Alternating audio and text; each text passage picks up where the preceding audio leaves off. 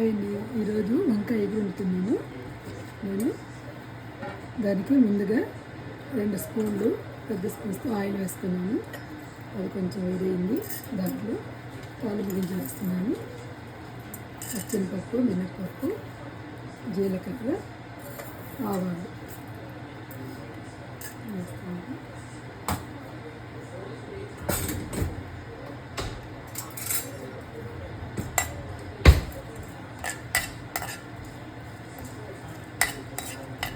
ఇది red colour వచ్చే వరకు మనం వేయించుకోవాలి. తాలింపు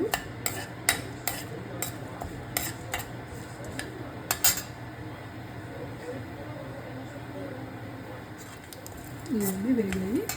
దీంట్లోకి ఒక 5 పచ్చిమిరపకాయలు, ఒక పెద్దలపాయి కట్ చేసుకున్నానండి.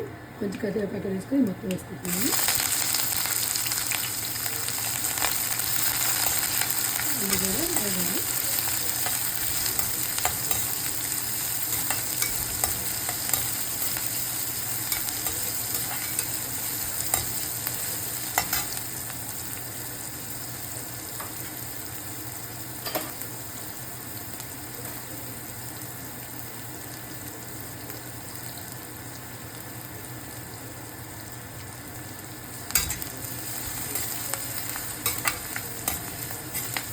ఈ వేగలోపు ఇవన్నీ వంకాయ ముక్కలు వాటర్ పోసి దాంట్లో ఉప్పు వేసి కట్ చేసుకుని ముక్కలు దాంట్లో పెట్టుకున్నాను.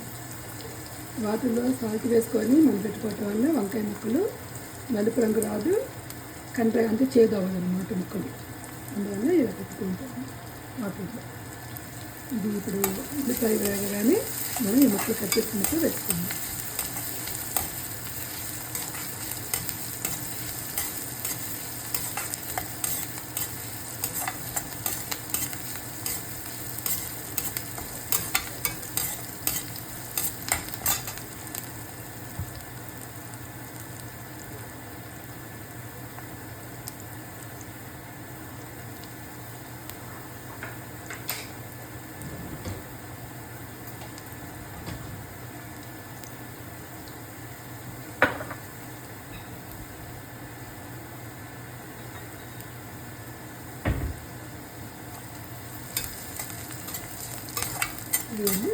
నేను కూడా వేగినాయి. ఇప్పుడు కట్ చేసుకున్న వంకాయ ముక్కలు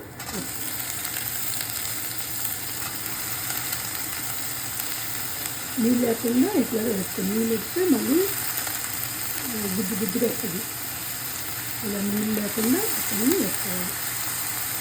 ఇలా అనుకుని నీళ్ళు లేకుండా వేసుకోవాలి.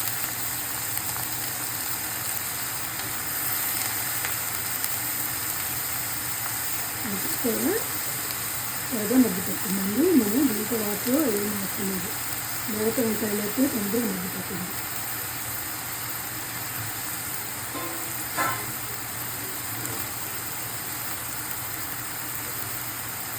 ఇంట్లోకి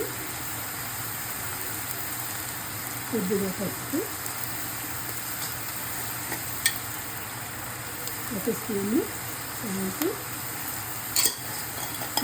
ఉప్పు తీసుకొని అలా వేసుకున్నాను. మనకు స్పూన్ వేస్తాను. అల్లం వెల్లుల్లి పేస్ట్ వేసుకుంటాను. అది వేసుకొని ఇప్పుడు ఇదంతా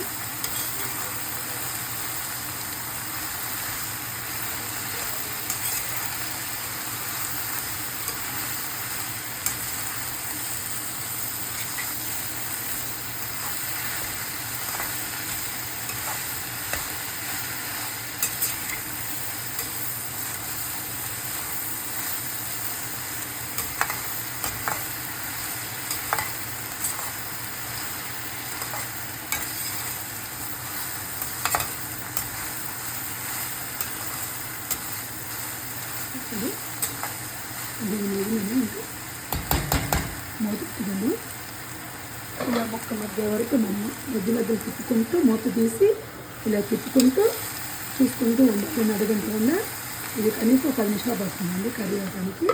మూత పెట్టుకున్నాను.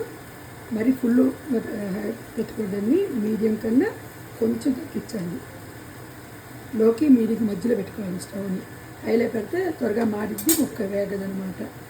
ఇలా పెట్టుకొని మనం 10 నిమిషాలు మధ్య మధ్య తిప్పుకుంటూ ముక్క మగ్గే వరకు చూసుకుంటూ ఉన్నానండి. చూసేసేయండి.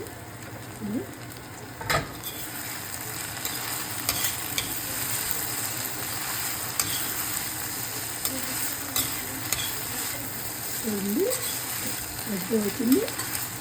ఇంకొక 5 నిమిషాలు అయితే మొత్తం తీసుకున్నట్టు. ఇంకా మగ్గిన తర్వాత మనం కారం వేసుకుందామండి.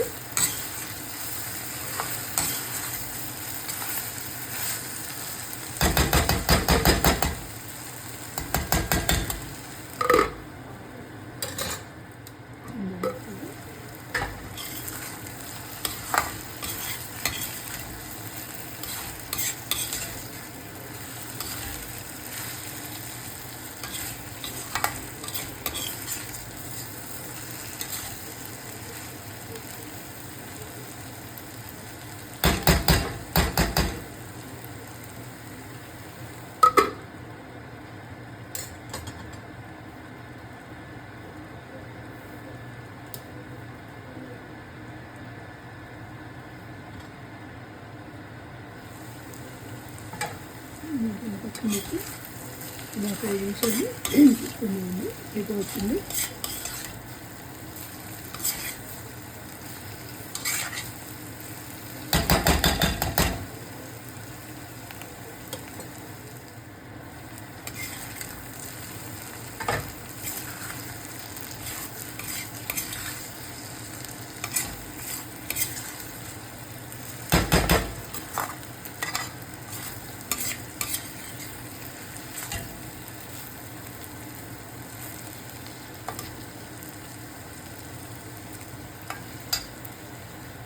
ఒక 2 మినిట్స్ అండి కారం వేసాను. 1 నిమిషంలో పెట్టుకొని